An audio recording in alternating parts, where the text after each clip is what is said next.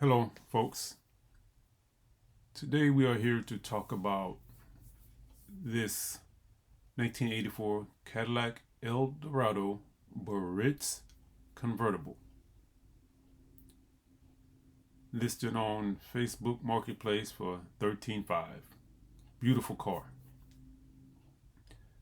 I know I've made several videos talking about the negative side of car buying or car shopping online. I guess you could call it car buying. But this one didn't turn out in a good way, but it wasn't a totally negative experience. I learned something from it. So what I want to do with this video is talk about that. Okay, this was a good experience because after several months of shopping around for a vehicle online, this was the first seller who actually cooperated with me. We actually spoke like real human beings, talked to each other, not sending back and forth a lot of messages. We did that, but however, we did talk. We sent plenty of messages. The seller, I asked for information, he sent it to me. I asked for pictures, he sent it. He even went out of his way to send me videos when I didn't request them.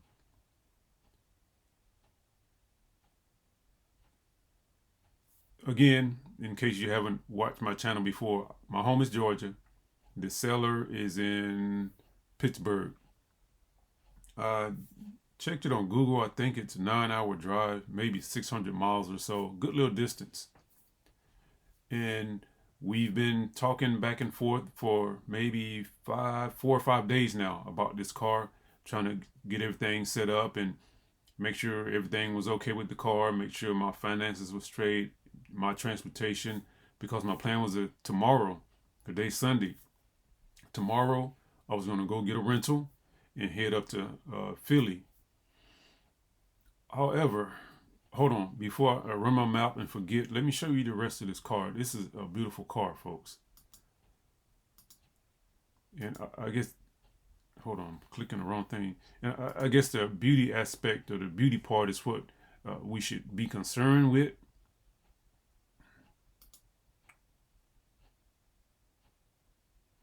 And what's that old saying that beauty is not skin deep or something like that? Y'all help me out. If you remember it, let me know. But I don't know if that applies in this case, but okay, in this situation, beauty was only skin deep. And I'll get to that in a moment. And I mean, the seller, he took time to explain a whole lot of stuff to me. Like you can see here, the headliner, there's actually some Velcro behind this. And so you can Velcro it up and it won't be hanging like this. And while I'm talking about that red top, I don't know if anybody watching this video is familiar with the Elite. I think it's Elite Motor Cars channel. If you've listened to the channel, you will know what I'm talking about because the fellow on that channel his name is George, in a very distinctive accent. You'll know if you've heard him before. Anyway, during my due diligence and research on this vehicle, I noticed that this top was red. Now on the 84, now I may get some of this wrong, but in case I do, you can research it yourself and find out and get everything, the correct information. Now, according to George, he did a video talking about the 84, 85 convertible. He said the 84 and 85, I believe, had only the white top. I think later on they did black tops, but I don't want to get into all that right now. And so I was curious about that. Here we have an 84. It's got a red top. Okay. And it should not have the red top from my understanding and from my research. Maybe at some point or other, Cadillac got with some company outside of Hess or ASC and said, hey, put a red top on a couple of these for us. I don't know. Okay. But anyway, yeah, it had the red top. And I talked, actually, oh, by the way, George is a nice fellow, folks. If you ever have questions, and he put this information out in one of his videos, I'm not going to publish his phone number because maybe he doesn't want anybody doing that. But if you're interested, you can find his contact information online. Call him. I actually called him and I asked him because I was concerned about the red top. He said this was probably done outside of, what do you call it? What, I don't know the term or the name for the place, but you know that Cadillac contracted ASC and Hess to do these convertible tops. Majority of them were done by ASC. Then George told me that there was probably some other company that the owner of the car had to do this. So it wasn't done or contracted through Cadillac, most likely. Okay. I'm not stating this as a fact. All right. Also, I noticed that there was no Buritz badge here. So I asked him about that. He said most likely the car has been repainted. All right. And that's good information to know right there. There was one other identifying the pinstripe. There's something about the pinstripe on the back of the trunk, but I don't think that's even important in this situation. But yes, he told me that it was probably been repainted. The seller, not putting any blame on the seller, but the seller did not tell me that it has been repainted. Maybe he did not know, okay? Because he is not the original owner. So maybe the person he bought it from didn't tell him this information. But yes, so let me see. But yeah, George, man, if you ever have questions, call him up. You know, I'm sure he'll be glad to help you. The only thing he asked me was I a subscriber? And I am a subscriber to his channel, so that's all he asked me. And after that, I asked my questions. He answered them. Okay, but let's get back to this car. Beautiful car, and you might see a couple of tears running down my face, but that's because I had to pass up this beauty right here. And I'm about to tell you why. Okay, I'm trying to see. I can't actually see I can't see the odometer reading. I guess I could blow it up, but I'm past that point now, so it doesn't really matter. All right, let's get back to that main page. All right, right here it says driven 76,500 miles. And I'm skeptical about this, and I'm still going to do a video about this later on. I'm skeptical about this. The wording. Wording is everything. This says driven 76.5 thousand. Okay. Okay. Whatever. 76,000 miles. It does not say original miles. It does not say total miles. It does not say engine miles. It doesn't say original. I mean, none of that. Driven. Driven is not telling me anything. Okay. I could get in my car, go drive 1 mile, and then come back, put it online for sale, and say drove 1 mile, driven 1 mile. That's not telling me anything. And again, not trying to put fault or blame on the seller.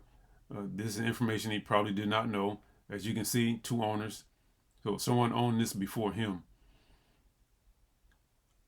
And you will also notice that the seller's name is not on here. My intent with these videos is not to, like, put anybody on blast. It's more to share information and maybe help somebody who's in a similar situation in the future. Okay, let's get this wrapped up. So yes, I was about to head up to Philly tomorrow, and I decided to do a CARFAX. I did a VIN check, but it was very limited information on that VIN check because I did not pay for that.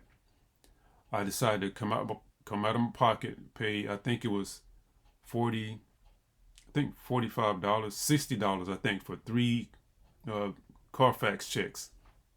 So did that, and folks, that's some of the best money ever spent as far as car searches, car shopping is concerned. It gave me some information, and maybe I'll share that Carfax with on my channel with you and go over some of the stuff and let you see what it looks like, see what kind of information you get. It told me there was a discrepancy with the miles, and the actual mileage is 100 plus 76.5. So this car has been driven for almost 200,000 miles. I did not know that going into this. I did call the seller and spoke to him and told him I was no longer interested in the vehicle for that reason, because of the miles. I'm thinking that it's got 76,000. It's actually got 176,000, almost twice, well, over twice that. Now, the seller did say that when he bought it from the original owner, I guess it's the original owner, not sure, but when he bought it, the seller did mention something about the engine being swapped or a new engine being put in, but he did not have all of the information when I called him. So I told him that I wasn't interested, but I did say if he can produce the paperwork that I might be interested again. But you know what, folks, this is going to turn out good for me and for the seller, because as I was speaking to him, he said someone was on the way over to look at this car.